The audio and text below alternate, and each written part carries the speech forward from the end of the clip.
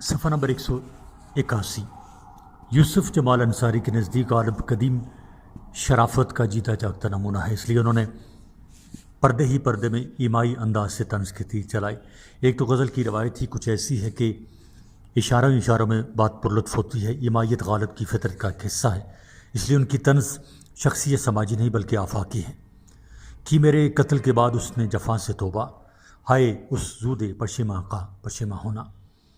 پکڑے جاتے ہیں فرشتوں کے لکھے پر ناحق، آدمی کوئی ہمارا دم تحریر بھی تھا۔ غالب کی شاعری میں طنزیہ اشعار کے ساتھ ساتھ شوخی اور خوش دلی کا پہلو بھی بڑا نمایاں ہے۔ چنانچہ ان کی دیوان میں ایسے اشعار بھی بہت ہیں جنہیں خالص مزاح کا نمونہ قرار دیا جا سکتا ہے۔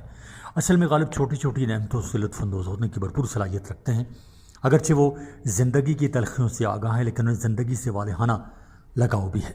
غالب ایک فلسفی شاعر ہیں، انہوں نے زندگی کو سمجھنے کی کوشش کی ہے اور پھر اپنے انتشار کو ہلکے ہلکے انداز میں پیش کر دیا ہے۔ یہ فتنہ آدمی کی خانہ ویرانی کو کیا کم ہے، ہوئے تم دوست جس کے دشمن اس کا آسماں کیا ہو۔ ہوئے تم دوست جس کے دشمن اس کا آسماں کیوں ہو، کہاں میں خانے کا دروازہ غالب اور کہاں واعظ، پر اتنا جانتے ہیں کل وہ جاتا تھا کہ ہم نکلے۔ تم سے بجا ہے مجھے اپنی تباہی کا گلہ، اس میں کچھ شائبہ خوبی تقدیر بھی تھا۔ دہلی کے تمدن کی موت، شعور و سخن کے ہم نواؤں کی افسردگی، یاس و علم کی فراوانی اور آرزوؤں کی شکستگی، ماحول کے وہ پہلو ہیں جن میں طنز و مزاح پروان چڑھا۔ عین ممکن ہے کہ ان حالات میں ایک عام انسان یاس و ناامیدی کی تاریکیوں میں بھٹک جاتا، لیکن فطری خوش مزاجی نے غالب کو لذت ہائے حسرت کا شیدا بنا دیا۔ حوادث سے ہنسنا کھیلنا سکھایا، داغ حسرت ہستی سے الفت کا سبق دیا۔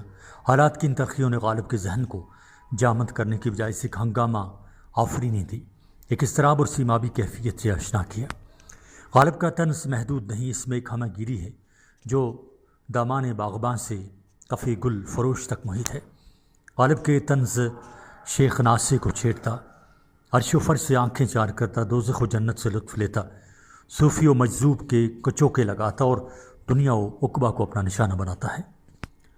ابن مریم ہوا کرے کوئی، میرے دکھ کی دوا کرے کوئی، کیا کیا خضر نے سکندر سے، کیا کیا خضر نے سکندر سے، آپ کس سے رہنما کرے کوئی۔ صفحہ نمبر 182۔ 9 حسرت غم۔ غالب کو زندگی اور زمانے کے ہاتھوں بڑی مصیبتیں برداشت کرنے پڑیں، اس لیے کہیں کہیں غم کی لہریں بھی ان کے کلام میں محسوس ہوتی ہیں۔ غالب کا غم نوابوں اور تعلق داروں کا غم ہے، وہ اپنا دل و دماغ غموں کی تحویل میں دینے پر آمادہ نہیں۔ میر کے غم میں صداقت اور شدت ہے، غالب کا غم فلسفیانہ اور ان کی بھاری بھرکم شخصیت اس پر غالب رہتی ہے، اور میں مرنے سے زیادہ جینے کا عزم اور حوصلہ ہے۔ غالب کو زندگی میں لٹنے کا زیادہ غم نہیں، کیونکہ ان کے پاس وہ سامان تھا وہ نہیں جس کے لٹنے کا وہ ماتم کرتے، کیونکہ ان کے پاس وہ سامان تھا ہی نہیں جس کے لٹنے کا وہ ماتم کرتے۔ غم تو اس بات کا ہے کہ بے شمار نعمتیں ان کے دسترس سے باہر رہ گئیں۔ غالب کے ہاں یہ احساس محرومی حسرت تعمیر اور بے مائگی نمایاں ہے۔ گھر میں تھا کیا جو تیرا غم اسے غارت کرتا، وہ جو رکھتے تھے ہم ایک حسرت تعمیر سو ہے۔ ہوا ہوں عشق کی غارت گری سے شرمندہ، سوائے حسرت تعمیر گھر میں خاک نہیں، سوائے حسرت تعمیر گھر میں خاک نہیں۔ شاعری میں غم جانا اور غم دوراں کا مشترکہ تصور بھی واضح طور پر سب سے پہلے غالب ہی کے ہاں ملتا ہے۔ دل کے نرم گوشوں میں ہلکا ہلکا غم، عشق اور دہلی میں چاروں طرف پھیلا وہ غم روزگار، دیا میں دونوں ہی سے مفر نہیں۔ غالب ان دونوں غموں کے مزاج دان ہیں۔ غم اگرچہ جاں گسل ہے، پا بچپن کہاں کے دل ہے، غم عشق کرنا ہوتا غم روزگار ہوتا، تیری وفا سے کیا ہو تلافی کے دہر میں، تیرے سوا بھی ہم پہ بہت سے ستم ہوئے۔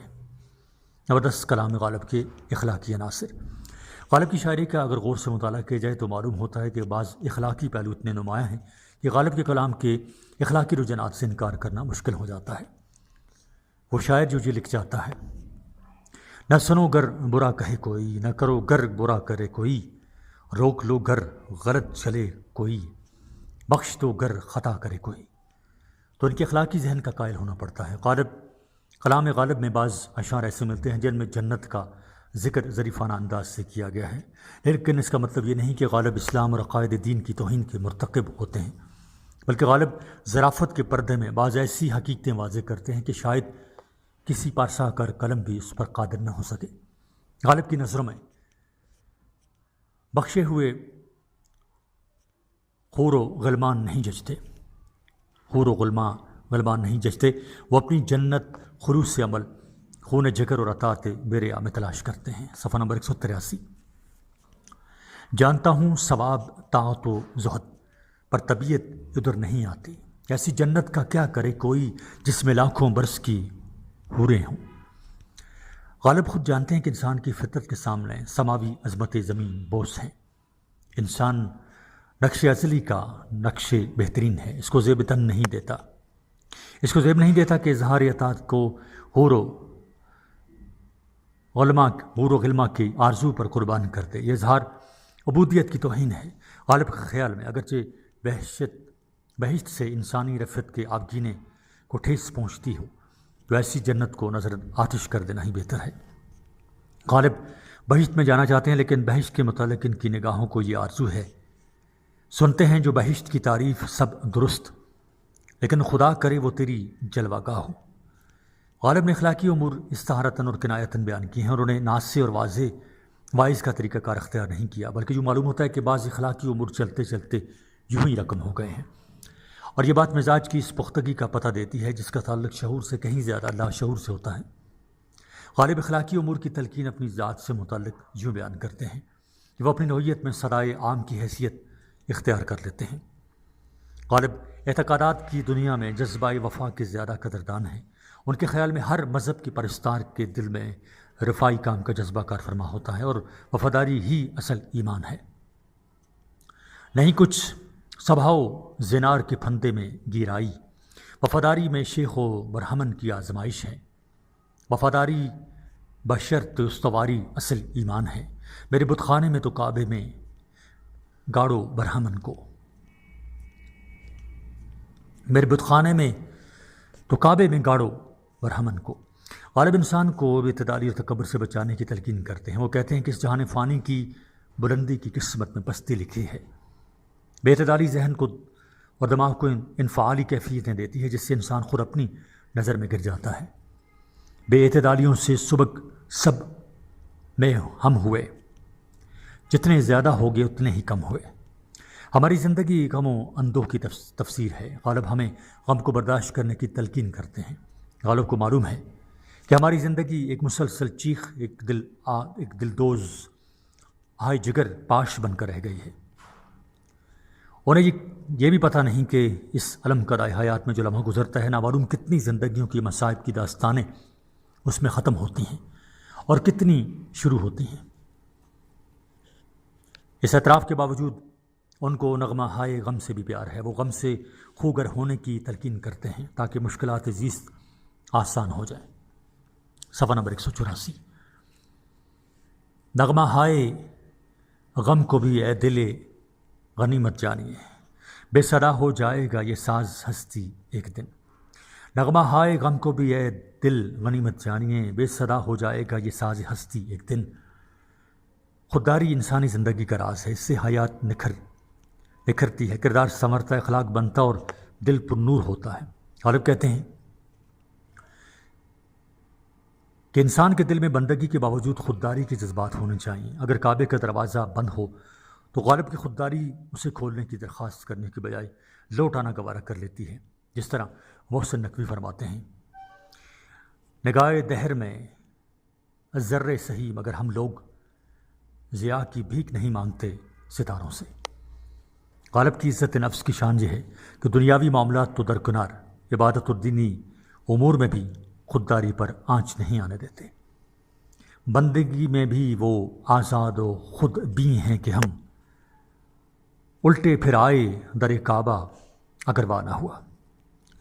غالب نے ایک غالب شناس کی رائے کے مطابق اردو زبان کو آزاد اردو بنایا، اس کے امکانات کو وسیع کیا، اسے روایت کی دھنس میں سے نکال کر تازگی کی دھوپ سے متعارف کرایا۔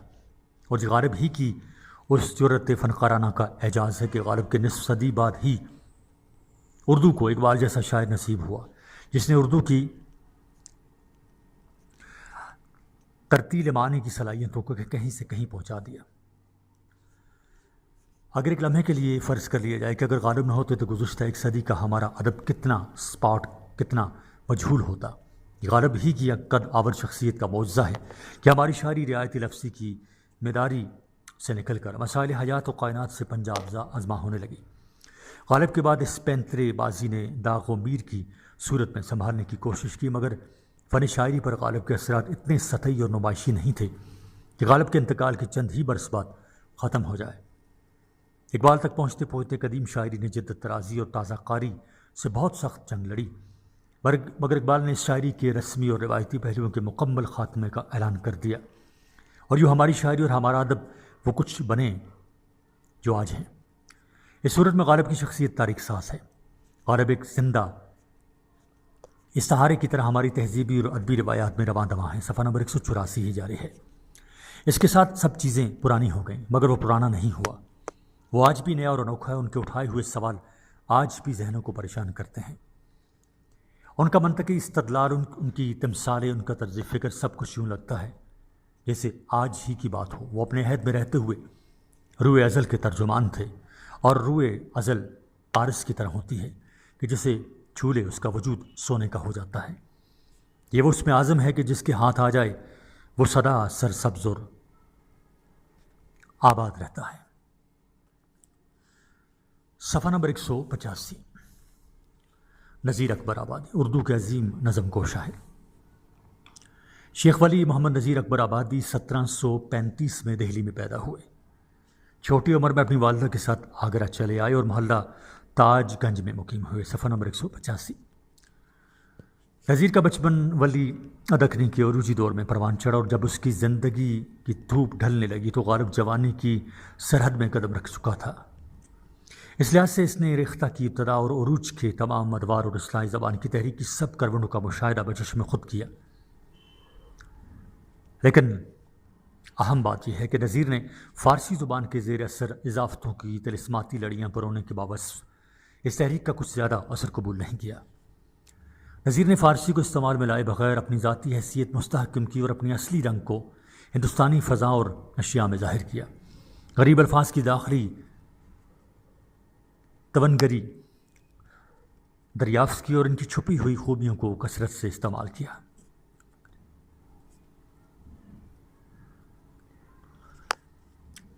رام بابو سکسینہ کے بقول اس قسم کے سب الفاظ عزت کے مستحق نہیں تھے جو ان کو حاصل ہوئی۔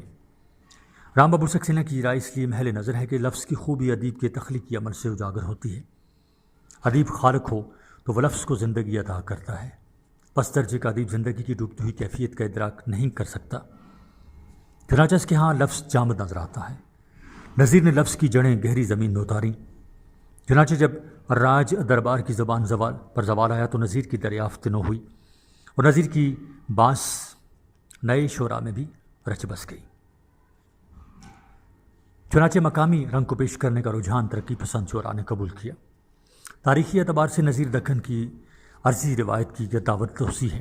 اس نے غزل کے فارسی لہجے کو قبول کرنے کے بجائے بظاہر وطن کے خارجی زاویے کو نظم کا موضوع بنایا اور ہمارے سامنے ایک رنگا رنگ مرکب مرتب کیا۔ بلا شبہ نذیر کا یہ اجتہادی عمل اپنے عہد میں ارباب فن کی توجہ حاصل نہ کر سکا، تاہم جب 20ویں صدی میں اردو نظم کو فروغ حاصل ہوا تو نذیر کو جدید شاعری کا نہ صرف پیش رو اور موجد قرار دیا گیا بلکہ اسے دور قدیم کا سب سے بڑا نظم کو بھی تسلیم کیا گیا۔ نذیر اکبر آبادی کے متعلق ڈاکٹر ظہور احمد آوان نظیر میں فرماتے ہیں نذیر نظم کے شاعر ہیں۔ نظم نے پہلے ان کو موت کی نیند سلا دی اور بعد میں نظم نے ہی ان کو گمنامی کی اتھاہ گہرائیوں سے نکالا۔ نظم ہی نذیر کی موت تھی اور نظم ہی نذیر کی زندگی ہے۔ نذیر اکبر آبادی اگر نظم کو نہ ہوتے تو کچھ بھی نہ ہوتے۔ پس منظر: نذیر اکبر آبادی 18ویں صدی کے وسط میں پیدا ہوئے، جو ساری اور ساری عمر آگرہ میں گزاری۔ ان دنوں ہندوستان کی سیاسی صورتحال ناگفتہ بہ تھی۔ 19ویں صدی کی ابتدا میں شمالی ہند کا بڑا حصہ ایسٹ انڈیا کمپنی کے استحصال کا نشانہ بن چکا تھا۔ عام سیاسی پستی، اقتصادی بدحالی، غیر منظم اور غیر ترقی پذیر معیشت کی وجہ سے مستقبل تاریک معلوم ہو رہا تھا۔ صفحہ نمبر 186۔ نذیر کی ماحول سے متعلق غلام حسین ذوالفقار رقم دراز ہیں۔ زمانے اور ماحول کے اعتبار سے نذیر نے سیاسی و معاشی داروگیر کے عین شباب میں آنکھ کھولی۔ نادر اور عبدالی کے حملے، مرہٹوں اور جاٹوں، سکھوں اور روہیلوں سے لے کر ایسٹ انڈیا کمپنی کی غارت گریوں کے سانحات ان کے سامنے گزرے۔ انگریز سرد و گرم ہر دو قسم کی جنگوں میں مصروف تھے۔ یہ لوگوں کو مدد اور امداد کے پرفریب اور سنہری جالوں میں جکڑ کر اور کمزور پارٹی کا حلیف بن کر طاقتور کو ختم کرا دیتے اور بعد میں کمزور حلیف سے منمانی شرائط تسلیم کرواتے اور پھر موقع پا کر حلیف کا بھی خاتمہ کر دیتے۔ ان تمام سرگرمیوں کی خصوصی آمائشگاہ دہلی اور اس کے گرد و نواح کا علاقہ تھا، جو سیاسی اعتبار سے سیاسی بلحوثوں کے لیے جاذب نظر تھا۔ چنانچہ دہلی نے وہ ستم اٹھائے اور اتنی بار لٹی کی تاریخ عالم اس کی مثال نہیں ملتی۔ بڑے بڑے کچھ کلا در بدر مارے پھرت رہے تھے، زندگی مہنگی اور موت سستی ہو گئی تھی، غریب نان شبینہ کے محتاج ہو گئے تھے اور بادشاہوں کی آنکھوں میں سلائیاں پھیری جا رہی تھیں۔ شہاں کے کوہلے جواہر تھی خاک کے پا جن کی، شہاں کے کوہلے جواہر تھی خاک پا جن کی، انہیں کی آنکھوں میں پھرتی سلائیاں دیکھی۔ آگرہ اس سے مستثنا نہیں تھا، بلکہ دہلی کی تباہی و بربادی اور کھنڈرات کے عبرت انگیز مناظر اگر کہیں دیکھے جا سکتے تھے وہ یہی شہر تھا، جو کبھی مغلوں کے جاہ و جلال و شان و شوکت کا مظہر تھا، لیکن اب جاٹ گردی اور مرہٹا تگ و تاز نے اس کے عظیم الشان عمارتوں کو پیوند زمین کر کے اس تاریخی شہر کو ایک اجڑی بستی بنا دیا۔ نذیر نے آگرہ کے گرد و نواح میں اس طویل اور علم انگیز ڈرامے کا مشاہدہ کیا جو اس وقت تقریباً سارے ہندوستان میں کھیلا جا رہا تھا۔ مسلسل جنگ و جدل، قتل عام، لوٹ مار، قصبوں اور شہروں کی ویرانی اور فصلوں کی بربادیوں سے پیدا ہونے والی معاشرتی قباحتیں اور اخلاق سوزی کے ہمہ گیر واقعات نذیر کی شاعری کے ماحول میں پروان چڑھے، اور یہی سیاسی و سماجی پس منظر ان کے مختلف نو نظموں میں متشکل ہوا ہے۔ نذیر آگرہ کی تباہی کی تصویر اس طرح پیش کرتے ہیں: اب آگرے میں جتنے ہیں سب لوگ ہیں تباہ، مانگو عزیزو ایسے برے وقت سے پناہ، آتا نظر کسی کا نہیں ایک دم نبا، وہ لوگ ایک کوڑی کے محتاج بھی ہیں آہ۔ غلام جزدانی فرماتے ہیں کہ آئین اکبری کے بعد ہندوستان کے ادب میں کوئی ایسی کتاب نہیں جس میں اقتصادی، عمرانی اور مذہبی حالات کا ایسا صحیح مرقع مل جائے جیسے کلیات نذیر میں موجود ہے۔ نذیر اردو زبان کا بنجارہ شاعر ہے اور اس کی شاعری ایک ایسے خودرو پودے کی سی ہے جو چمن بندی کے تکلفات سے آزاد رہ کر کھلی فضا میں پھلتا پھولتا ہے اور اسے جو آب و ہوائی میسراتی اس میں نشو و نما پاتا ہے۔ نذیر کی عوامی شاعری: نذیر کو عوام سے سچی محبت تھی، وہ صرف گفتگو پر مجھے عوام سے ہے کا نعرہ نہیں لگاتے، بلکہ عملی طور پر عوام سے اپنی محبت کا ثبوت باہم پہنچاتے ہیں اور آج تک پہنچا رہے ہیں۔ اس محبوب یعنی عوام سے وفا کے صلے میں زمانے کی چکی کو ان کو پیس رہی ہے اور ان کو شاعروں کی افلاطونی جنت یعنی ریپبلک سے باہر نکالا گیا۔ صفحہ نمبر 187۔ نذیر پہلے شاعر ہیں جو بقول مجنون گورکھپوری زمین پر کھڑے ہو کر زمین کی چیزوں سے متعلق بات کرتے ہیں۔ وہ طبقہ زیری میں اس طرح گھل مل گئے تھے کہ وہ ان کی شخصیت اور ذہن و دماغ کا ایک اٹوٹ انگ بن گیا تھا۔ گویا اس طرح ان کے ہاں کچھ منفی لسانی، ادبی اور اخلاقی سکم پیدا ہو گئے، مگر انہوں نے اس طبقے کی حقیقی روح کو پا لیا اور غالباً اس طبقے کی فطری دھڑکنوں کو اردو شاعروں میں سب سے پہلے انہوں نے ہی محسوس کیا۔ 20ویں صدی میں جب خواص معطوب ہوئے اور عوام محبوب بنے تو نذیر کے کلام کو جھاڑ پونچھ کر نکالا گیا اور اتنے اور نئے مقام پر برجمان کرا دیا گیا۔ نذیر زندگی کو تمام طہارتوں اور آرائشوں سمیت قبول کرتے ہیں اور زندگی کا آنکھوں تک کا حال بیان کرنے میں اخلاق یا مروت سے کام نہیں لیتے۔ ڈاکٹر فیلن اپنی مشہور تصنیف ہندوستانی انگلش ڈکشنری میں نظیر کی عوامی شاعری پر یوں تبصرہ کرتے ہیں: صرف یہی ایک شاعر ہے جس کی شاعری اہل فرنگ کے نصاب کے مطابق سچی شاعری ہے، جبکہ پروفیسر احتشام حسین رقم تراز ہیں۔ نظیر کا کلام پڑھتے وقت یہ محسوس ہوتا ہے کہ وہ عوام میں سے تھے، انہی میں سے اٹھے اور انہی کے دکھ درد اور ہنسی خوشی اور افکار و تاثرات میں شریک رہے۔ نظیر نے عوام کے جذبات کی ترجمانی کی تو عوام ہی نے نظیر کو زندہ رکھا۔ اردو شاعری کے معیار پرستی نے نظیر کو ختم ہی کر دیا تھا۔ اگر فقیروں، گداگروں اور معمولی پڑھے لکھے لوگوں نے ان کی بنجارہ نامہ، آدمی نامہ اور دوسری نظموں کو یاد نہ رکھا ہوتا۔ ہر عظیم ادب خاص کے لیے ہوتا ہے، لیکن نظیر کی شاعری عوام کے لیے ہے۔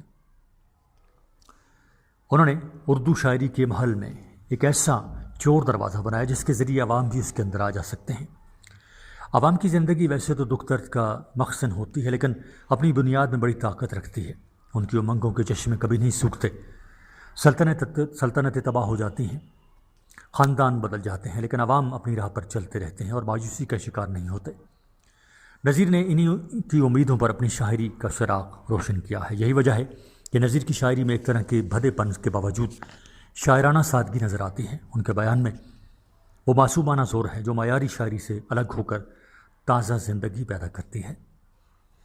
آدمی ناموں میں انہوں نے مفلس عوام کے زخم پر مرہم لگانے کی کوشش کی ہے، جہاں تمام اشخاص اولاد آدم ہونے کی حیثیت سے ایک ہی کشتی کے سوار نظر آتے ہیں اور انسانی عظمت کے سامنے طبقاتی اونچ نیچ کا سر جھکتا ہے۔ صفحہ نمبر 188۔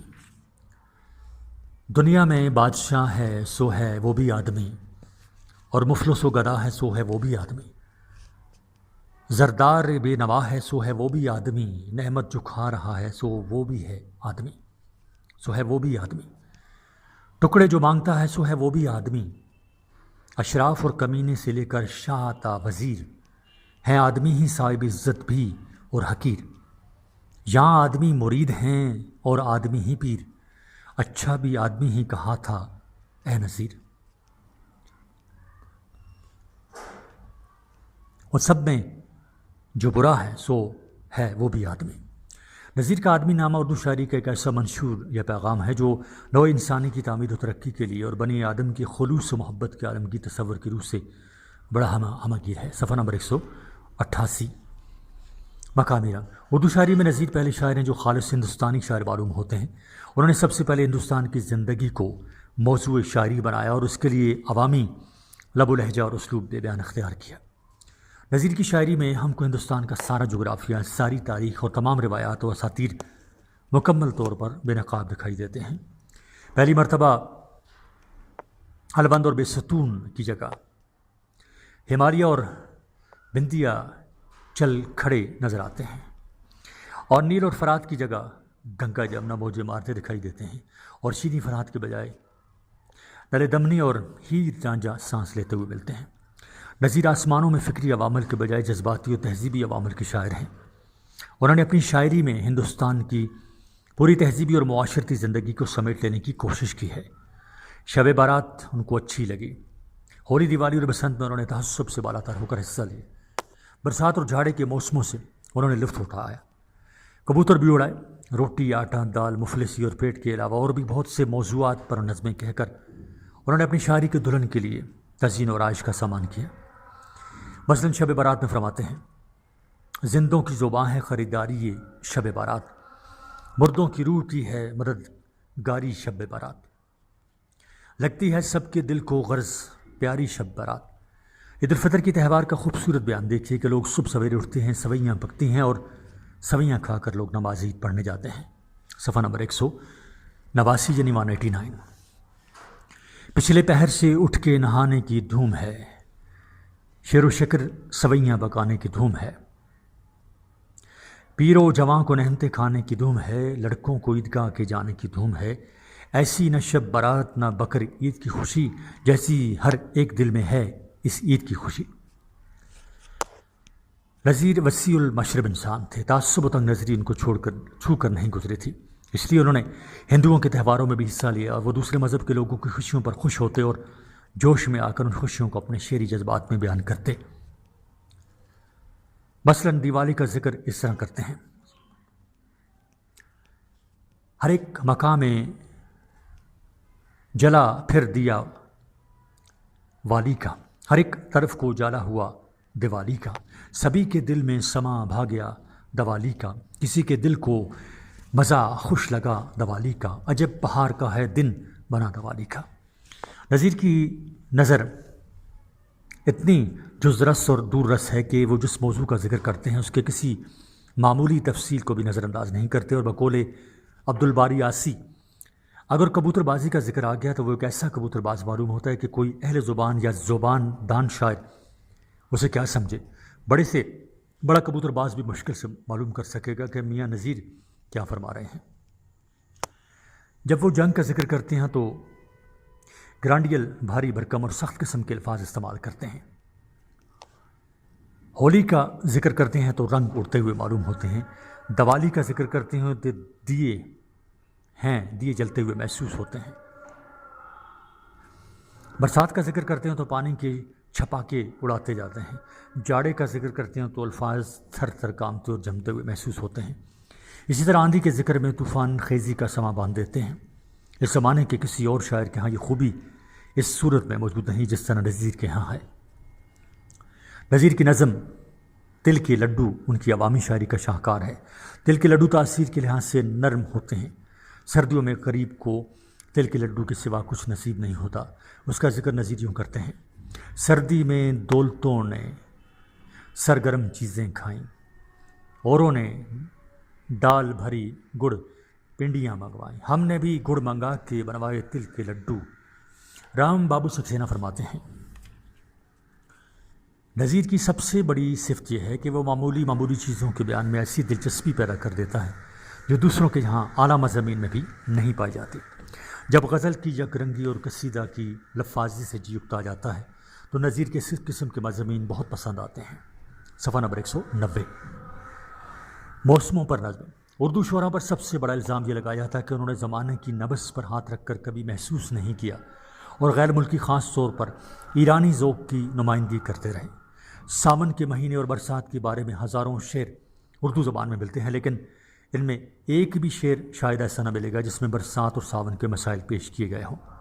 سب نے ساون کے مہینے میں دل جلنے، فراق یار اور اس طرح کے دیگر مضامین تو بیان کیے ہیں، لیکن آنکھیں کھول کر اپنے سامنے دیکھنے کی قابلیت کسی اردو شاعر کے بس کی بات نہ تھی، سوائے نذیر کے جو برسات کے ساتھ ساتھ کیچڑ، پھسلن اور مکان گرنے کے مناظر بھی دکھاتے ہیں۔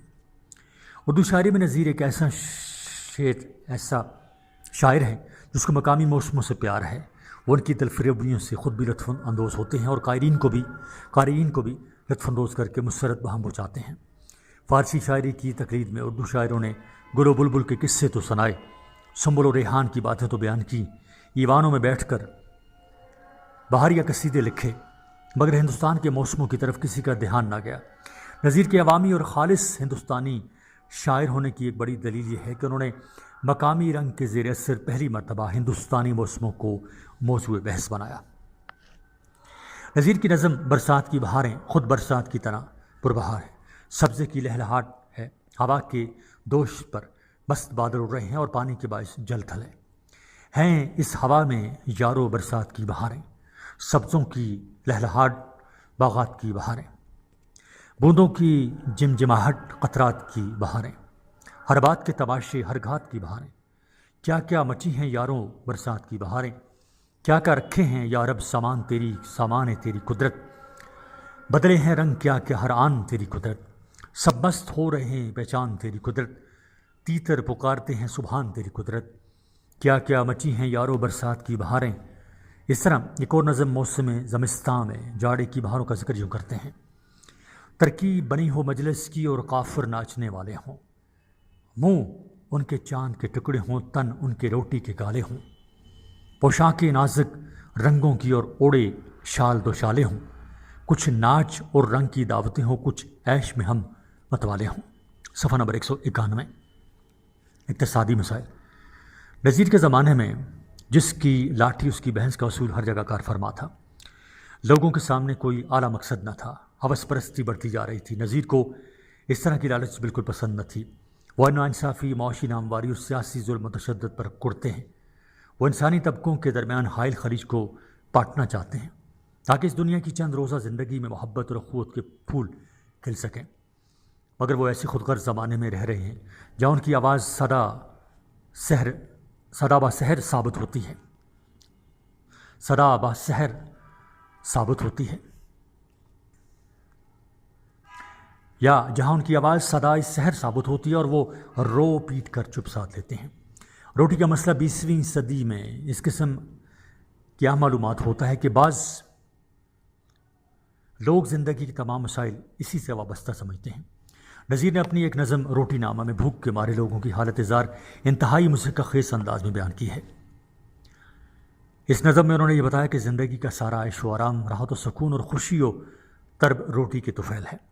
جب آدمی کے پیٹ میں آتی ہیں روٹیاں، پھولی نہیں بدن میں سماتی ہیں روٹیاں، آنکھیں پری رخوں سے لڑاتی ہیں روٹیاں، سینے اوپر بھی ہاتھ چلاتی ہیں روٹیاں، جتنے مزے ہیں سب یہ دکھاتی ہیں روٹیاں۔ نذیر نے ایک اور نظم میں یہ حقیقت واضح کر دی ہے کہ انسان پیٹ کی خاطر ہر قسم کی ذلت برداشت کرتا ہے اور اپنے آپ کو بیچنے تک سے گریز نہیں کرتا۔ ان کے نزدیک اس دنیا کی گہما گامی کا باعث پیٹ ہی ہے۔ کرتا ہے کوئی جور و جفا پیٹ کے لیے، سہتا ہے کوئی رنج و بلا پیٹ کے لیے، سیکھا ہے کوئی مکر و دغا پیٹ کے لیے، پھرتا ہے کوئی بے سروپا پیٹ کے لیے، جو ہے سو ہو رہا ہے قدر پیٹ کے لیے۔ ایک نظم کوڑی میں نذیر نے عوام کے نفسیات کی بہترین عکاسی اور بتایا ہے کہ دنیا کے رونقیں اور رنگینیاں کوڑی کی بدولت ہیں۔ کوڑی ہے جس کے پاس وہ اہل یکن ہیں، کھانے کو ان کی نہندے سو بہترین ہیں۔ صفحہ نمبر 192۔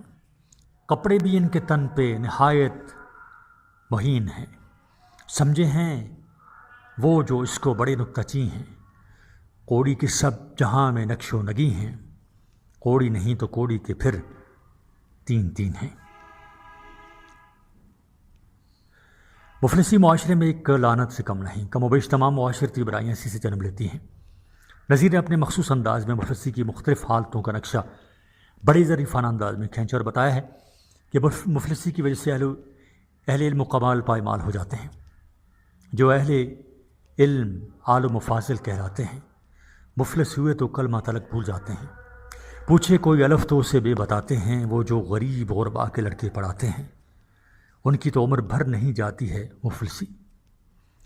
نذیر کا آدمی نامہ ایک محرکۃ الآراء نظم ہے جس میں انہوں نے آدمی کے مختلف روپ بیان کیے ہیں کہ اچھے برے، شیطان، فرشتے، امیر غریب سب آدمی ہیں اور اولاد آدم ہونے کی وجہ سے سب انسان برابر ہیں اور کسی کو کمتر نہیں سمجھنا چاہیے، سب بھائی بھائی ہیں۔ آدمی نامہ میں قرآن کریم کی اس آیت کریمہ کے اثرات ملتے ہیں جس میں کہا گیا کہ ہم نے تمہارے قبیلے اور خاندان اس لیے بنائے ہیں کہ ایک دوسرے کو پہچان سکو۔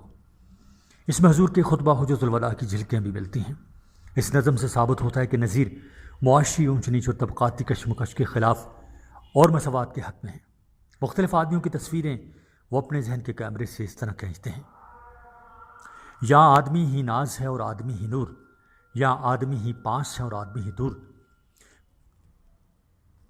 قل آدمی کا حسن و قبا میں ہے یہاں ظہور، قل آدمی کا حسن و قبا میں ہے یہاں ظہور، شیطان بھی آدمی ہے جو کرتا ہے مکر و زور، اور ہاتھی رہنما ہے سو ہے وہ بھی آدمی۔ دنیا کی بے ثباتی اصلاحی نقطہ نظر۔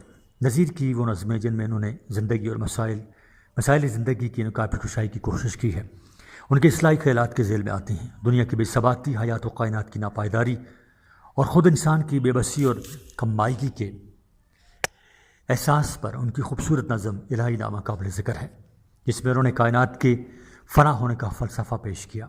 نذیر بتاتے ہیں کہ دنیا میں موجود ہر چیز فنا ہو جائے گی لیکن اللہ تعالیٰ کا نام اور ذات برقرار رہے گی۔ صفحہ نمبر 193۔ کرتے ہیں جو دل سے ریاضت و عبادات، یا عمر کو کھولتے ہیں برندی و خرابات، جب آگے فنا جھاڑے گی شمشیر کا ایک ہاتھ، پھر صاف ہیں دونوں کی گنہگاری و طاعت، نہ رند نہ عابد نہ مے شام رہے گا، آخر وہی اللہ کا ایک نام رہے گا۔ جب تک نذیر نشہ شباب سے سرشار تھے، اس وقت وہ زندگی کی خوشیوں کا گہوارہ سمجھتے تھے، مگر جو جو یہ نشہ اترتا گیا وہ زندگی کے دوسرے رجحانات کی طرف مائل ہوتے گئے، اور آخر میں تو بڑے شد و مد کے ساتھ دنیا کی بے ثباتی کی تلقین کرنے لگے۔ نظیر کی نظموں کی باقاعدہ تاریخیں معلوم نہیں، ورنہ یہ بات از خود واضح ہو جاتی کہ ان کا وہ کلام جس میں زندگی کی ترنگیں اور جوانی کی امنگیں نظر آتی ہیں، ان کی جوانی سے متعلق ہے، اور وہ کلام جس میں دنیا کی ناپائیداری اور زندگی کی بے ثباتی کا دکھڑا ہے، اور سب ٹھاٹھ پڑا رہ جائے گا جب لاد چلے گا بنجارا جیسے تصورات ہیں، وہ ان کی سفید ریشی کی عمر سے متعلق ہیں۔ صفحہ نمبر 193 ہی جاری ہے۔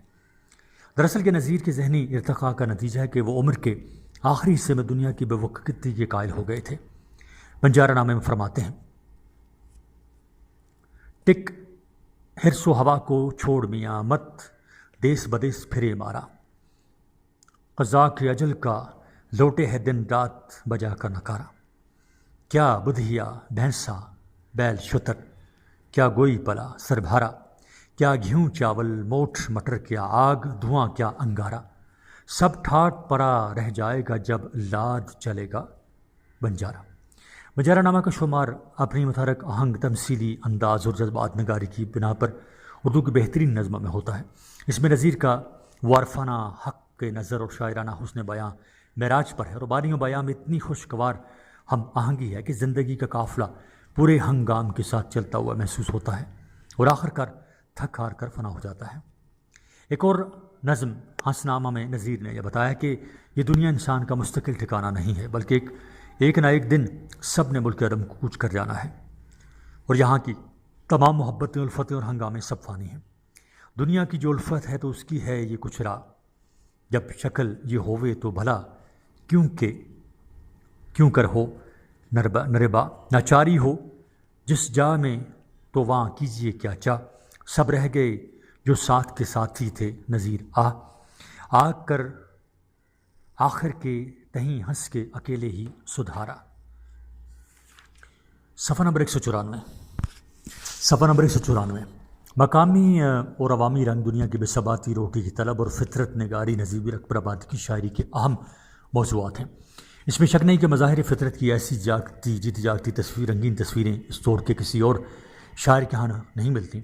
نظیر کو فطرت سے قدرتی لگاؤ تھا، لیکن فطرت فی نفس ہی ان کی شاعری کا مستقل موضوع نہیں ہے۔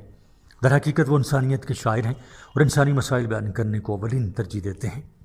نظیر یقیناً دور جدید کے پیش رو ہیں، کیونکہ انہوں نے سالوں کی متحجر روایات کے بت کو پاش کیا اور اپنے معاصرین اور متاخرین کے غیظ و غضب کو قبول کیا۔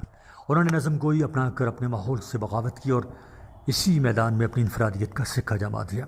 نظیر نے نظم نگاری کی ابتدا کر کے صنف کے پوشیدہ امکانات اور افادیت کو ثابت کر دیا، چنانچہ انہی کے تجربات کی روشنی میں آزاد اور حالی نے جدید شاعری کی بنیاد ڈالی۔ نظیر نے ایک ایسے دور میں نئی روایت کی بنیاد رکھی جس کے لیے زمانہ ایک صدی بعد تیار ہوا۔ انہیں اردو شاعری کا پہلا باقاعدہ نظم گو کہا جا سکتا ہے۔ ان کا وجود ہمیشہ شاعری میں منفرد اور علیحدہ رہا ہے۔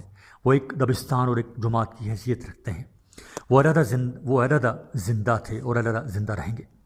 مجنون گورکھپوری فرماتے ہیں، ہمارے شاعروں کے متعلق اگر یہ کہا جائے کہ ان کی آنکھیں اندر کی طرف کھلتی ہیں تو غلط نہ ہوگا۔ نظیر پہلے شاعر ہیں جن کی آنکھیں باہر کی طرف کھلتی ہیں، جس کی کائنات کی بنیاد صرف باطنی دنیا پر نہیں ہے۔ کلیم الدین احمد اردو شاعری پر ایک نظر میں فرماتے ہیں، اردو شاعری کے آسمان پر نظیر اکبر آبادی کی ہستی تنہا ستارے کی طرح درخشاں ہے، جبکہ اختر اور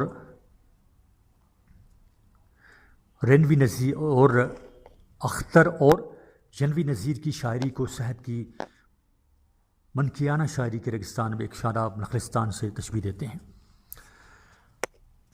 نظیر کی سادگی ایک دیہاتی کی سادگی ہے جس میں بچگانہ انداز اور معصومیت کے ساتھ ساتھ شوخی اور شرارت پائی جاتی ہے۔ ان کا مشاہدہ انتہائی تیز ہے۔ نظیر کی شاعری پورے تہذیب کی ترجمان ہے۔ وہ انسانی ذات کے اندر سے سفر کرتے ہیں۔ وہ پوری کائنات کو شاعری کے رنگین زیور سے آراستہ کرنے کے ساتھ ساتھ مقامی خوبصورتی اور حقائق کی نشاندہی کرتے ہیں۔ ان کی شاعری زندگی کے ہنگاموں کی شاعری ہے۔ ان کے ہاں نفرتوں اور قدرتوں کا کوئی وجود نہیں، بلکہ مسرتوں، شادمانی اور خوشیوں کی لہریں موزن ہیں۔ ان کے دل و دماغ میں بغض و عناد اور نفرت و عداوت نام کی کوئی چیز نہیں ہے۔ وہ سیاسی قدرتوں سے دور بھاگتے ہیں۔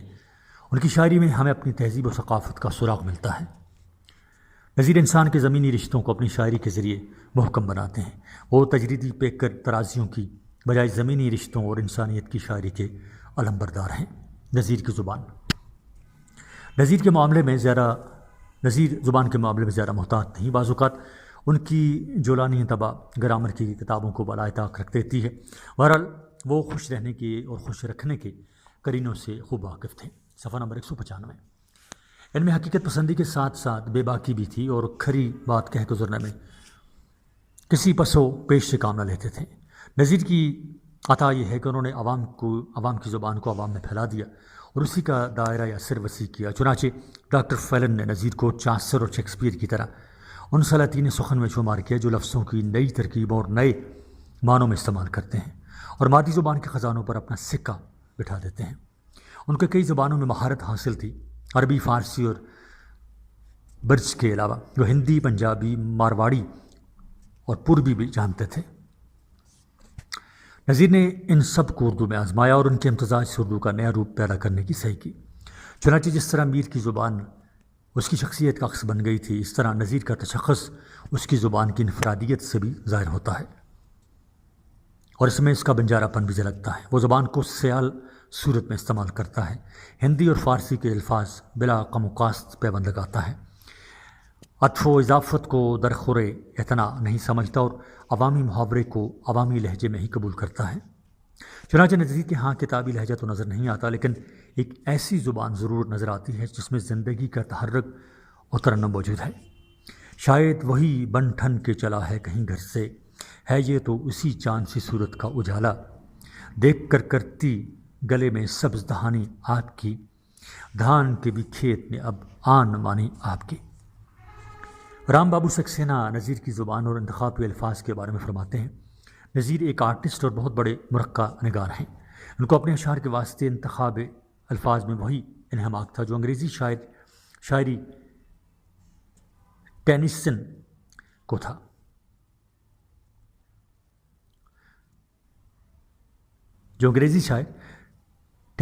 تھا۔ نظیر کا ذخیرہ الفاظ انیس اور جوش سے بڑا ہے، لیکن وہ انیس اور جوش کی طرح استادیہ نہیں دکھاتا۔ وہ لفظوں کے پیچھے نہیں بھاگتا اور نہ ان کی ہول سیل کی دکان لگاتا ہے۔ وہ تو اپنے خیالات کے اظہار کے لیے ان تمام لفظوں کو بلا جھجک لکھتا چلا جاتا ہے جو اس کے ذہن میں آتے ہیں۔ یہی وجہ ہے کہ ان کا ذخیرہ الفاظ دیگر شعراء کی نسبت بہت زیادہ نیچرل انداز میں استعمال ہوا ہے۔ وہ اپنی ذات اور اجتماع کے درمیان حائل تمام فاصلوں کو ایک ہی جست میں طے کرتا ہے۔ اس کے ہاں صیغہ واحد متکلم میں اس کے سارے عہد کو دھڑکتا ہوا لے سکتے ہیں۔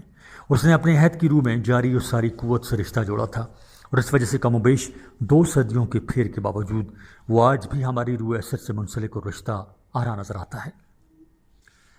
تھا ارادہ تیری فریاد کرے حاکم سے، وہ بھی کم بخت تیرا چاہنے والا نکلا، روش ستم میں آنا تو قدم اٹھانا جلدی، جو راہ کرم میں آتا تو ٹھٹک ٹھٹک کے چلنا۔ مولانا حالی اور شیفتہ جیسے نقادوں کو نظیر کی زبان پر اعتراض ہے کہ نظیر کے ہاں بہت سے الفاظ سند اور اعلیٰ معیار سے گرے ہوئے ہیں۔ واقعی یہ درست ہے کہ ان کے ہاں بہت سے الفاظ قواعد زبان کے اعتبار سے صحیح فصیح نہیں کہے جا سکتے۔ صفحہ نمبر 196۔ لیکن اس امر سے بھی صرف نظر نہیں کیا جا سکتا کہ نظیر جیسا حقیقت نگار جس معاشر اور جن عوام کی زندگی کی ترجمانی کر رہا ہے، ان کی زبان ویسی ہی ہے جیسی کہ نظیر کے ہاں ہے۔ ظاہر ہے کہ جو شاعر دکانداروں، طوائفوں اور مفلسوں و فقراء کی زندگی کی ہو بہو نقشہ کھینچنا چاہتا ہے، وہ ان کی گفتگو اور ان سے متعلق اشیاء کا بیان معیاری اور خالصتاً ادبی زبان میں کس طرح کر سکتا ہے۔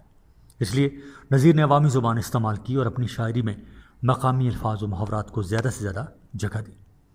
یہی وجہ ہے کہ انہوں نے بعض جگہ صحیح تلفظ سے دانستہ گریز کیا ہے اور عوامی لب و لہجہ کو اولیت دی ہے۔ نظیر کے اسلوب کے متعلق ڈاکٹر ابو الحیث صدیقی اپنی کتاب نظیر کا عہد اور ان کی شاعری میں فرماتے ہیں، جس طرح نظیر کی شخصیت ہم میں گل مل جاتی ہے، اسی طرح ان کا اسلوب بھی ہمارے دل میں اترتا ہے۔ یہ وہ اسلوب ہے جسے انسان کا اسلوب یعنی سٹائل آف کامن مین کہہ سکتے ہیں۔ نظم کے یہ بنجارہ شاعر فالج کی وجہ سے 1830 میں وفات پا گئے۔ صفحہ نمبر 196 جاری ہے فیض احمد فیض کی شاعری۔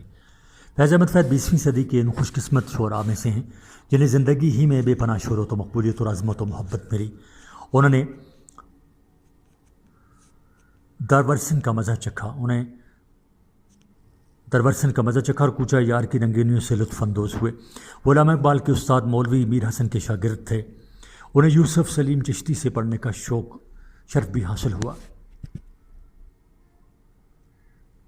لیکن وہ اقبال نہ بن سکے۔ اقبال نے اسلام کو انقلابی مذہب جانا اور انقلاب بذریعہ اسلام کا نعرہ لگایا، جبکہ فیض احمد فیض نے کمیونزم کے راستے انقلاب کا خواب دیکھا۔ دونوں کی شاعری میں یہ فرق بہت واضح ہو کر سامنے آتا ہے۔ فیض 1912 میں سیالکوٹ میں پیدا ہوئے۔ انہوں نے جب شعور سنوارا اور شعر کہنے شروع کیے تو اس وقت رومانیت کی لہر آئی ہوئی تھی۔ جوش اور احسان دانش جیسے شعراء رومانیت کے تحت تصوراتی جنتوں کی تعمیر میں مگن تھے۔ ادبی روایات کو جگر، اصغر، حسرت اور داغ نے کندھا دے رکھا تھا۔ نظم نگاری کے بحث میں اختر الایمان، نون میم راشد اور میرا جی اپنی انفرادیت کی مرلی بجا رہے تھے۔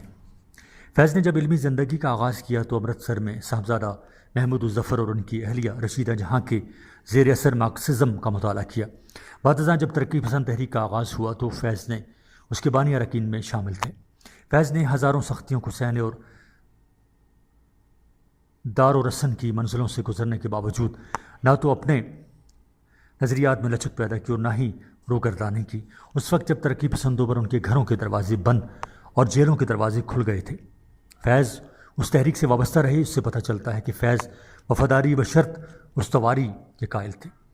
فیض معاشرے میں ایسا انقلاب برپا کرنے کے خواہش مند تھے جو موجودہ استحصالی نظام کو بالکل بدل کر رکھتے۔ وہ غیر طبقاتی نظام کے قائل تھے۔ صفحہ نمبر 197۔ ترقی پسند تحریک کے زیر اثر غزل کو بہت نقصان پہنچا، لیکن فیض نے ترقی پسند نظریات کے اظہار کے لیے بھی غزل کا پیرایا اختیار کیا اور سیاسی مزاحمتی نظمیں لکھنے کے بجائے غزلیں تحریر کی، کیونکہ ان کا خیال تھا کہ سیاسی اور مزاحمتی ادب کی عمر بہت تھوڑی ہوتی ہے۔ رومان اور انقلاب کا سنگم۔ بقول ثاقب روزمی، ایک پختہ کار ترقی پسند شاعر ہونے کی حیثیت سے اپنی شاعری کو خطیبانہ اور انقلابی رائے زنی سے بچایا اور اسے روحانی اور رانائی تجمل کے پرایا میں پیش کیا۔ اس لیے ان کی شاعری دوامی رنگ اختیار کر گئی اور انہوں نے سیاسی مضامین کو تغزل کے لبادے میں پیش کیا۔ فیض 20ویں صدی کا ایسا ترقی پسند شاعر ہے جس کی ایک ہتھیلی پر روحانیت کا چراغ فروزاں ہے تو دوسری ہتھیلی پر سماجیت چل رہی ہے۔ ان کے غنائی لہجے میں اتنی تاثیر ہے کہ اسے ہیتی تجربوں کی چندہ ضرورت محسوس نہیں ہوئی۔ فیض کا اصل تخلیقی عمل یہ ہے کہ انہوں نے مواد اور ہیت کی دوئی کو ختم کیا۔ بقول ڈاکٹر عبدالغنی، رومان اور انقلاب کی کشمکش کے معاملے میں فیض کا شعور تاملات اور ترددات کی آمج کا ہے۔ وہ ہنوز فیصلہ نہیں کر پائے کہ ان کی صحیح سمت کیا ہے۔ جسم کے دلاویز خطوط یا زمانے کے دکھ، وہ بار بار جانا کو چھوڑ کر دوراں کی طرف بڑھتے ہیں، لیکن نہ صرف مڑ مڑ کر دیکھتے ہیں بلکہ پلٹ بھی پڑتے ہیں، پھر بڑھتے ہیں، پھر پلٹتے ہیں۔ مقام فیض کوئی راہ میں جچا ہی نہیں، مقام فیض کوئی راہ میں جچا ہی نہیں، جو کوئے یار سے نکلے تو سوئے دار چلے۔ فیض کے ہاں غم جانا اور غم دوراں ایک ہی پیکر میں یکجا ہیں۔ انہوں نے محبت اور انقلاب کے ترانے با یک وقت گنگنائے ہیں۔ فیض کا فنی کمال یہ ہے کہ انہوں نے کلاسیکیت اور رومانیت کو قالب شعر میں ڈال کر ایک منفرد اسلوب اور لہجہ تخلیق کیا ہے۔ درج ذیل اشعار پر غور کریں۔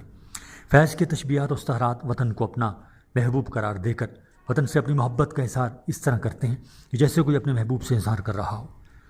تیرے ہونٹوں کے پھولوں کی چاہت میں تم دار کی خشک ٹہنی پہ وارے گئے، تیرے ہاتھوں کی شمعوں کی حسرت میں ہم نیم تاریک راہوں میں مارے گئے۔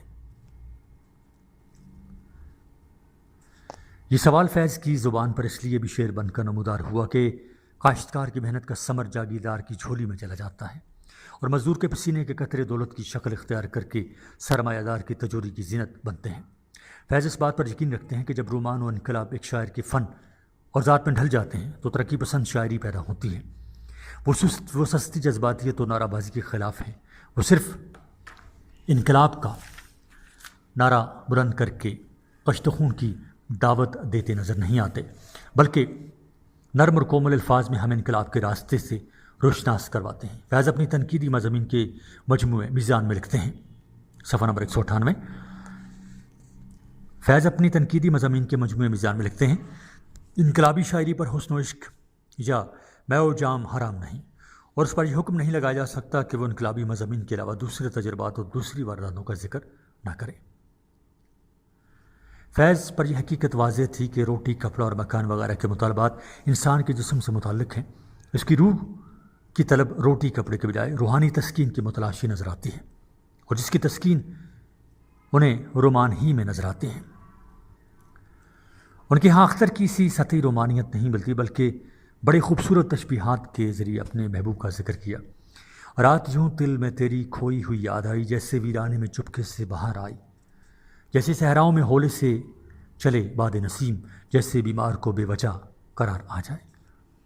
فیض کو سوشلزم سے وابستگی اور آزادانہ اظہار خیال کی کڑی سزا بھگتنی پڑی اور اپنی زندگی کے بہترین ماؤ سال قید میں رہ کر گزارے، لیکن فیض کی فکر پر پہرے نہ لگائے جا سکے اور نہ فیض کے نظریات پر پابندی لگائی جا سکی۔ چنانچہ عین گرفتاری کے دوران بھی فیض نے انقلابی خیالات کا اظہار جاری رکھا۔ اے خاک نشینوں اٹھ بیٹھو، وہ وقت قریب آ پہنچا ہے جب تخت گرائے جائیں گے، جب تاج اچھالے جائیں گے۔ اب ٹوٹ کریں گی زنجیریں، اب زندانوں کی خیر نہیں، جو دریا جھوم کے اٹھے ہیں تنکوں سے نہ ٹالے جائیں گے۔ انقلاب کا یہ تصور کشت خون سے ہو کر گزرتا ہے۔ زندہ میں فیض کے دل و دماغ پر قیامت گزر گئی جب فیض کو غدار وطن کا نام دیا گیا اور وطن دشمنی کے الزامات لگائے گئے۔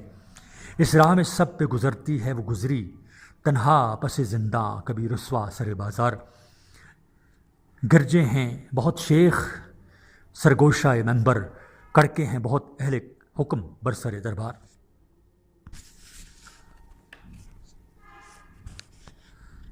فیض ایک طرف انقلاب کے نعرے بلند کرتے اور دوسری طرف محبت کے گیت الاپتے ہوئے نظر آتے ہیں۔ ان کی انقلابی روح انہیں انقلاب کا درس دینے پر مجبور کرتی تھی۔ ان کے اشعار میں رومان اور انقلاب کی وجہ سے غنائیت اور شگفتگی کے علاوہ رنگینی کا احساس ہے، اور وہ زندگی کی سچی مسرتوں سے لطف اندوز ہونے کے ساتھ خواہاں ہیں۔ رنگینی، حسن اور نزاکت خیال ان کے اشعار میں ہمیں انوکھے اور منفرد انداز میں نظر آتے ہیں۔ سلام لکھتا ہے شاعر تمہارے حسن کے نام، بکھر گیا جو کبھی رنگ پہرہن سر بام، بکھر گئی ہے کبھی صبح دوپہر کبھی شام، کہیں جو قامت زیبا بسج گئی ہے قبا، چمن سرور و صنوبر سمر گئے ہیں تمام۔ نئی بساط غزل جب ڈبو لیے دل نے، تمہارے سایہ رخسار و لب میں ساغر و جام۔ دوسری طرف فیض اپنے دیس اور اس کے باشندوں کی خستہ حالی، قوم کی عزت و ناموس، لوگوں کی ناداری، جہالت، بھوک اور غم و اندھوں کو دیکھ کر تڑپتے ہیں، مگر پھر بھی ان کی شاعری میں وطن سے محبت کا اظہار ہوتا ہے۔ صفحہ نمبر 199۔ دشار میں تیری گلیوں کے اے وطن کے جہاں، چلی ہے رسم کہ کوئی نہ سر اٹھا کے چلے، جو کوئی چاہنے والا طواف کو نکلے، نظر چرا کے چلے جسم و جاں بچا کے چلے۔ جہاں تک دست صبا کا تعلق ہے تو یہ خاص عہد کی عکاسی کرتا ہے۔ یہ فیض کے خاص عہد کو اپنے اندر سمیٹے ہوئے ہے۔ دست صبا کی نظموں میں فیض نے حقائق کو غم جانا بنا کر پیش کیا ہے۔ فیض کے جہاں عشق ایک مسلسل رنگ ہے، یہاں تک کہ انہوں نے مقصد کو بھی اس سے ہم آہنگ کر دیا۔ دوسرے شعراء جوش اختر شیرانی، حفیظ جالندھری، مجاز ساحر کے ہاں ہمیں ایک طرف خالص عشقیہ شاعری نظر آتی ہے اور دوسری طرف خالص انقلابی شاعری۔ یہ شعراء جب اپنے محبوب کا ذکر کرتے ہیں تو دنیا و مافیا سے بے خبر ہو جاتے ہیں، اپنے گرد حسن و کیف و سرور کی دنیا میں کھو جاتے ہیں، اور جب اس ماحول سے نکل کر تلخ حقیقتوں کی جانب رجوع کرتے ہیں تو پھر صاف بغاوت، انقلاب اور رجس کے علاوہ کوئی دوسرا ذکر ان کے لبوں پر نہیں آتا۔ اس سے ظاہر ہوا کہ ان شعراء کے ہاں عشق اور انقلاب دو متضاد عناصر ہیں۔ شاعر جب ایک کا دامن پکڑتا ہے تو دوسرے کو بھول جاتا ہے، مگر فیض کے جہاں ایسا نہیں ہے، وہ دونوں کو اپنے دامن میں سمیٹ کر چلتے ہیں، اور جب ایک پر نظر پڑتی ہے تو دوسرا خود بخود نظر آ جاتا ہے۔ فیض کا یہی انداز ان کو اپنے ہم اثروں میں منفرد بناتا ہے۔ چلے ہیں جان و ایماں آزمانے آج دل والے، وہ لائیں لشکر و اغیار و آدھا ہم بھی دیکھیں گے، وہ آئیں تو سرے مقتل تماشا ہم بھی دیکھیں گے۔ نہ صرف دست صبا کی نظموں میں بلکہ فیض کی پوری شاعری میں عشق اور انقلاب دونوں آپس میں اس طرح گڈمڈ ہو گئے ہیں کہ اب ان دونوں کو ایک دوسرے سے جدا کرنا مشکل ہے، بلکہ یہ دونوں ایک دوسرے کے لیے تفسیر اور تشریح بن گئے ہیں۔ بقول صفدر میر، حقیقت یہ ہے کہ اس کی شاعری میں محبت اور انقلاب کو باہم مربوط کر دیا گیا ہے، اور یہ صفت موجودہ دور میں کسی اور شاعر کے یہاں نہیں پائی جاتی۔ فیض کے کلام کی فکری و فنی خوبیاں، درج بالا خوبیاں زیادہ تر ان کے کلام کے مجموعی تاثر کے لحاظ سے لکھی گئی ہیں۔ اب مزید دیکھیں کہ ان کے کلام کے محسن کیا کیا ہیں۔ سب سے پہلے تو فیض کے اپنے مقالے سے اقتباس دیکھتے ہیں جو انہوں نے شاعر کی قدریں کے عنوان کے تحت لکھا۔ وہ کہتے ہیں کہ حسن کی تخلیق صرف جمالیاتی فعل ہی نہیں، افادی فعل بھی ہے۔ چنانچہ ہر وہ چیز جس سے ہماری زندگی میں حسن یا لطافت یا رنگینی پیدا ہو، جس کا حسن ہماری انسانیت میں اضافہ کرے، جس سے تزکیہ نفس ہو، جو ہماری روح کو ترنم کرے، جس کی روح سے ہمارے دماغ کو روشنی اور جلا حاصل ہو، صرف حسین ہی نہیں مفید بھی ہے۔ اس وجہ سے جملہ غنائیہ ادب بلکہ تمام اچھا آرٹ ہمارے لیے قابل قدر ہے۔ اس اقتباس سے ان کی طبعی اور ذہنی فکری صلاحیت کے علاوہ اس بات کا بھی پتہ چلتا ہے کہ وہ اپنے خیالات کو حسین بنانا چاہتے ہیں۔ صفحہ نمبر 200۔ رومانیت، فیض اپنے کلام سے اپنے خشک، زاہد اور ناصح ہونے کا تصور نہیں دیتے، بلکہ پھول اور تلوار کے ساتھ ساتھ چشم و لب کی کاٹ کی باتیں بھی کرتے ہیں۔ ان کی افتاد طبع رومانی ہے، ان کے سینے میں پیار بھرا دل دھڑکتا ہے، ان کے کلام میں لطافت اور نزاکت کی روحانی فضا چھائی رہتی ہے۔ وہ تصور جانا پر سب کچھ نشاور کرتے نظر آتے ہیں۔ تو نے دیکھی ہے وہ پیشانی اور رخسار ہونٹ، زندگی جن کے تصور میں لٹا دی ہم نے۔ اور دیکھیں کہ وہ محبوب کی شبستان سے آئے ہوئے نسیم کے بارے میں کیا محسوس کرتے ہیں۔ تیرا جمال نگاہوں میں لے کے اٹھا ہوں، نکھر گئی یہ فضا تیرے پیراہن کی سی، نسیم تیری شبستان سے ہو کے آئی ہے، میری سحر میں مہک ہے تیرے بدن کی سی۔ نیموا آنکھوں کے میں کاجل کی لکیر فیض جیسی حسن پرست دل پر بڑا گہرا وار کرتی ہوئی نظر آتی ہے۔ آج وہ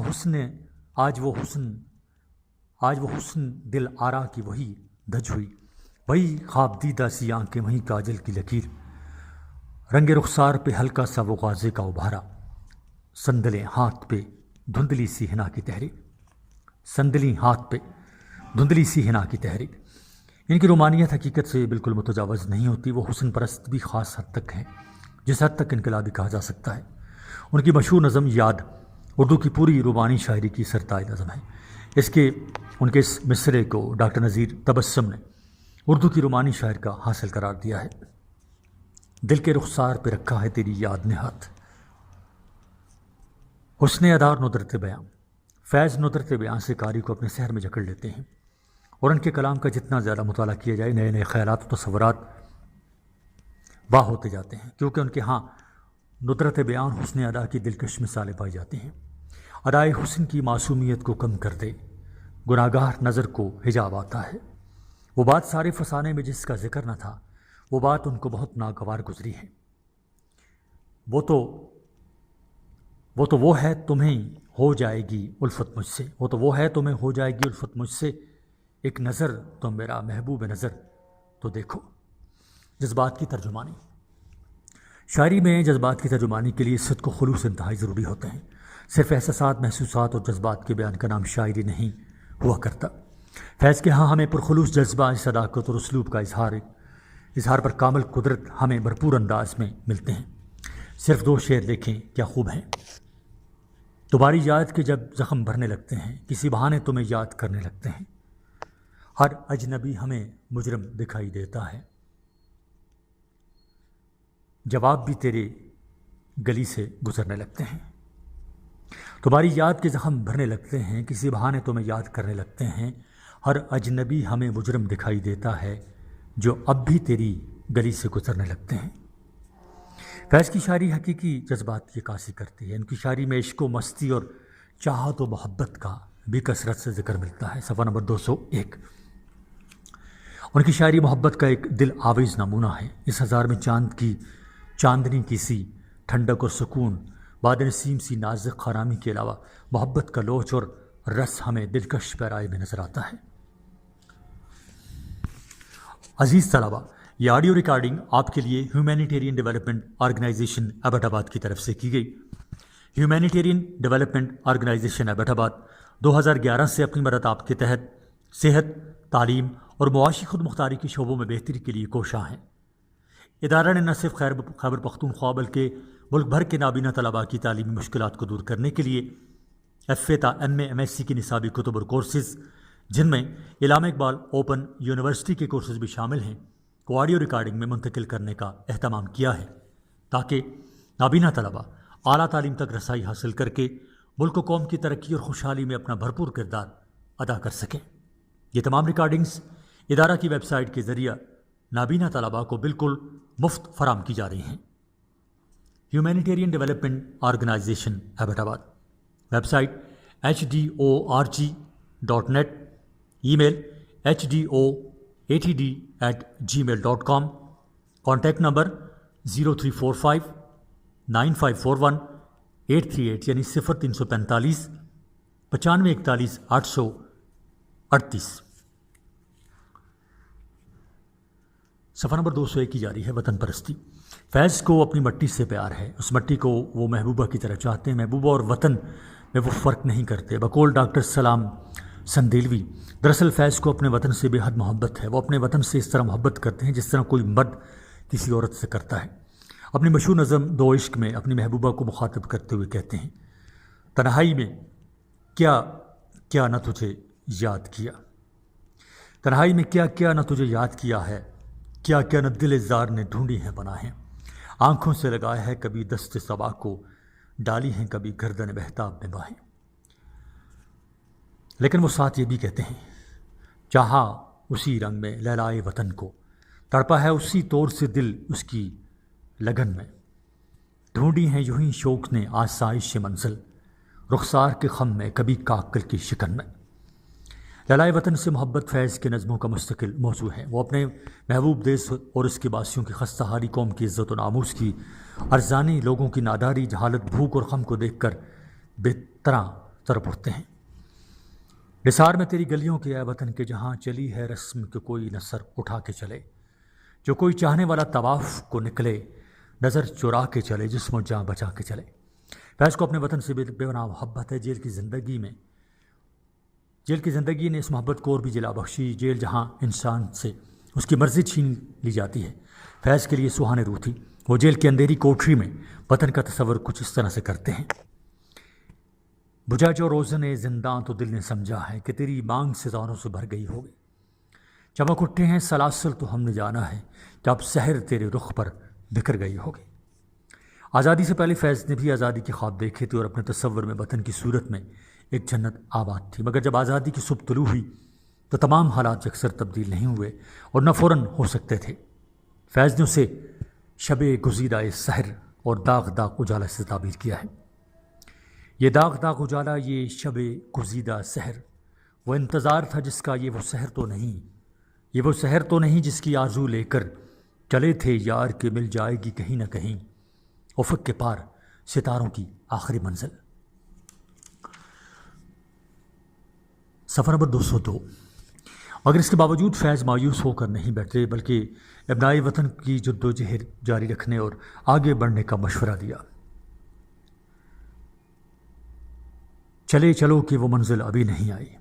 اسلوب، دراصل فیض کا مخصوص لہجہ اور اسلوب ہی وہ جادو ہے جو قاری کو اپنا اسیر کر لیتا ہے اور ہر بار ذہن کو اس کو جدید حوالے سے لیتے ہیں اور قدیم ذہن اس میں کلاسیکی رکھ رکھاؤ اور شیرینی تلاش کر لیتے ہیں۔ یہی وجہ ہے کہ فیض بیک وقت ماضی، حال اور مستقبل تینوں زبانوں پر محیط نظر آتا ہے۔ یہ ان کے اسلوب کا خاصہ ہے۔ بقول فضیل جعفری، فیض کی شاعری کو عظیم اور اس درجہ مقبول بنانے میں ان کے منفرد اسلوب کا بہت بڑا ہاتھ ہے۔ فیض کی زبان سادہ اور لفاظی و مبالغہ سے مبرہ ہے۔ یہ عام خصوصیت ہے جو انہیں ہم عصر شعراء میں ممتاز کرتی ہے۔ نون میں براشد بلا تکلف فارسی الفاظ کا سہارا لیتے ہیں، جوش و مجاز بھی عربی فارسی کے الفاظ کا استعمال کرتے ہیں، لیکن فیض جو بات کہتا ہے سیدھے سادے الفاظ میں کہتا ہے اور اس سادگی میں بلا کر درد، تاثیر، متوازن نشریت اور سنجیدہ جذبات سمو دیتا ہے، اور وہ شان و شوکت جو فارسی الفاظ کا حصہ ہے اس کی شاعری میں پیدا ہو جاتی ہے۔ اگر آج تجھ سے جدا ہیں تو کل باہم ہوں گے، یہ رات بھر کی جدائی تو کوئی بات نہیں، اگر آج اوج پہ ہے تالے رکیب تو کیا، یہ 4 دن کی خدائی تو کوئی بات نہیں۔